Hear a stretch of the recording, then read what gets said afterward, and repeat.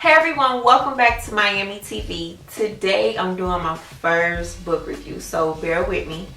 But today is going to be on Pastor John Gray and his book, I Am Number 8. Now, I Am Number 8, you guys, soon as you start reading the book, it is already explosive. And I'm not just saying that because he's one of the pastors that I watch all the time. Like, it's not that. Like, honestly, I'm happy I got the book. It lives up to the hype of Pastor John Gray. So he is a pastor at Joel Osteen Church, and I know somebody probably said Joel Osteen and his name Joel Osteen. I really endorse this message. I really endorse this book. So let's jump into the review on what happens. So reading this book, soon as it starts, it's almost like a song, right? One of your favorite songs, and the beat just comes in and then it drops. And that's a good thing because you don't want to be beginning the book and you're just like, okay, can we just get to it? Like, why is this book called I Am Number 8? He tells you right off the top why this book is called I Am Number 8 and why you could also be a number 8. The book is so good that I read it in 2 days. So as you can see, my books are always like tags everywhere. I don't know if you can even see my highlights. My highlights are everywhere. Like, this is how I read my books, even before I did book reviews. So when you see a book like this, I tore it up. So John Gray in his whole entire book references what it is to be a number 8 throughout the whole book. You're going to always stumble upon something that's saying, like, as 8s we do this, or you would never find an 8 that do that, or you will find an 8 that does that. Like, you always get references of who you are if you identify as an 8. Now, being an 8 to me is almost like a new zodiac sign. So only certain people will probably get this book. You would have to be a person that, like the book said, undervalued, forgotten, misunderstood, maybe passionate, maybe just doing the right thing when you don't have to do the right thing, but you do it. Not jealous, not envious, oh my God, so many things about being a number 8. So I quickly referenced myself in the beginning of that book, and I think that's why I read the book in 2 days. Because as soon as the book starts, it gives you some numbers to pick to actually show if you are a number 8. If you have, like, the majority of these things pertain to you, you have to be. So reading a book, majority of those things pertain to me. And it kept me intrigued because I wanted to keep going and going to see, to unveil how 8s do. It continuously, when I say continuously, reminds you of who you are, the promise that we're given, and it all comes down to choices that we pick. And sometimes 8s are just born. There's no magic dust to become an 8. Like, I honestly feel like I'm a number 8, and reading this book just made me feel like I'm not alone. Like, I know I wasn't crazy to think like that, or I know it wasn't crazy for my life to end up the way my life is right now, and the things I've been through, and the things I've experienced, and the things that hurt me, and the things that brought me joy, and the things that kind of strategically happened for me to get in certain places, and strategically happened for my mind to get the way it is now. Like, this entire book honestly is for those who have passion, who's looking for purpose, who's hungry for whatever God is willing to open up and show you what you're supposed to be doing and who you're supposed to be and how you're going to help the kingdom in whatever way, form, because not everybody is going to be a preacher. So there's different things and different layers of how you can help towards the kingdom. And this book, honestly, though, how he referenced it all the time back to David in different times in his life, and then he references from his life to possibly the reader who's reading the book. It was just a good thing. He has laughter in the book. Like, there's so many things that he said that I actually wrote LOL by by the sentence. And I have, like, OMGs, and I mean, this book is like, and I have hearts, and I have wows, and I have oh my God, and I can't believe I just learned that, and I have just like little things for me to remind myself of how I thought And when I begin a book, I put like the time I began it and the date, and then when I end it, I put the time and the date, just so I can go back and say, man, like these are the things that were highlighted to me during this time and on this day. So I don't know if that's a little weird or not, but I don't care. Anyway, one of the great things that stood out to me, and I'm only gonna pick a couple of these, and because I don't want to give away the book too much, but as a number 8, you are going to take the path less traveled.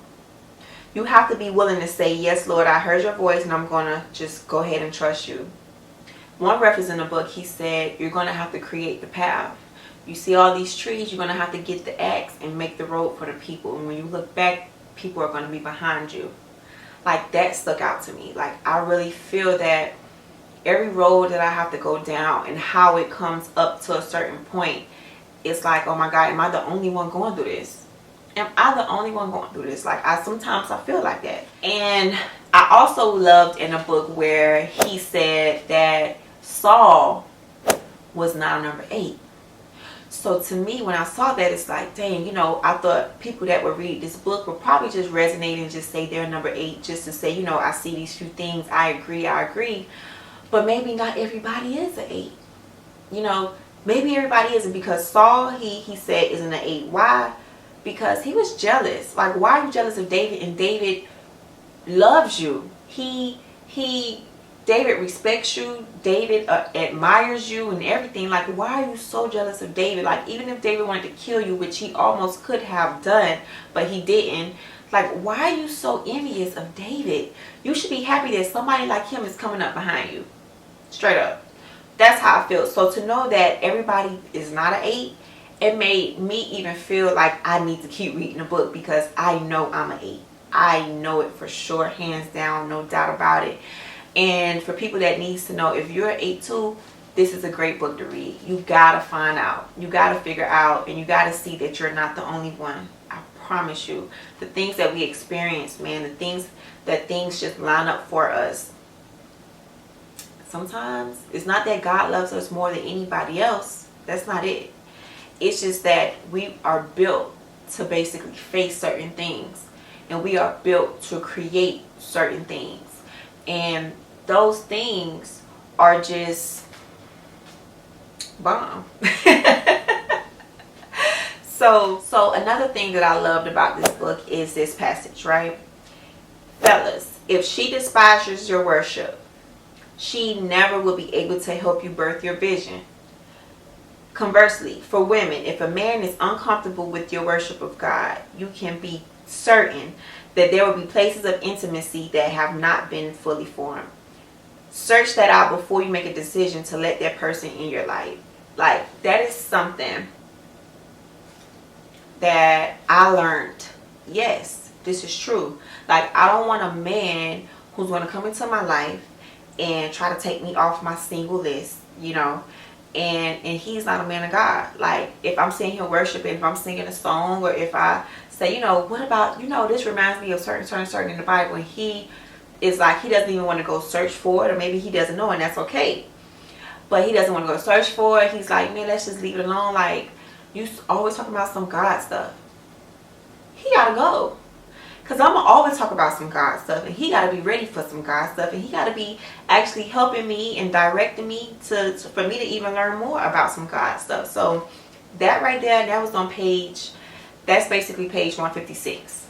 I love that quote. Well, that's not even a quote. He was just talking about some other stuff I won't tell you. You're going to have to get the book. But I love that part of what he was putting together at that time on this passage. So I'm about to do something different, because this is my first video. I don't know how it's supposed to go, but I thought it would be a cool idea that I can literally just pull any tag from here. They're not labeled. I can even close my eyes and just pull one and just talk about it.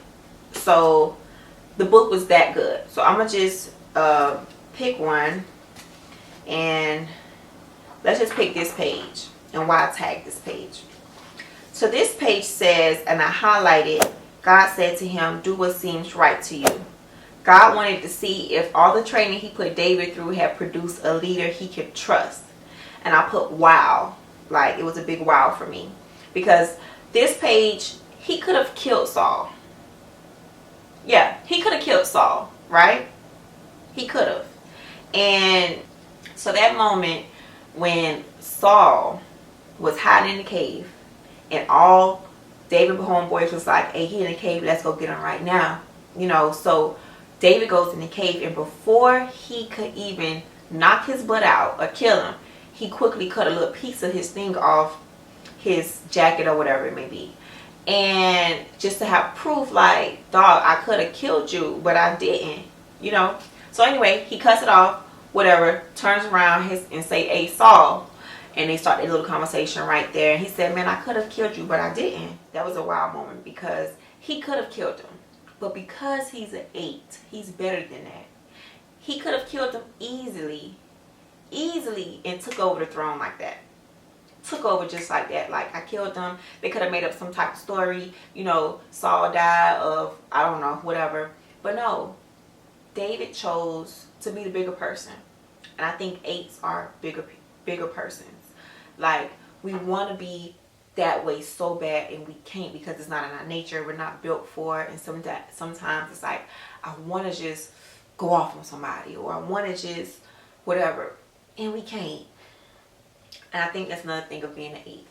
So I'm just gonna pick this one. Let's see what this one is. Is it one page?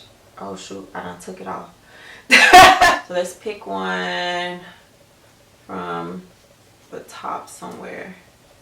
And I just picked one. And it's not that we don't respect other people's opinions, or are unwilling to see other viewpoints. It's just that when our convictions rise up in us, it's very difficult to challenge us. When we feel passionate about a thing, you're not going to shut us up at all. At all. Like, that is me all day. Great book. I'm going to just give you hand claps now. Make sure you subscribe. Make sure you thumbs up this video. Make sure you comment below.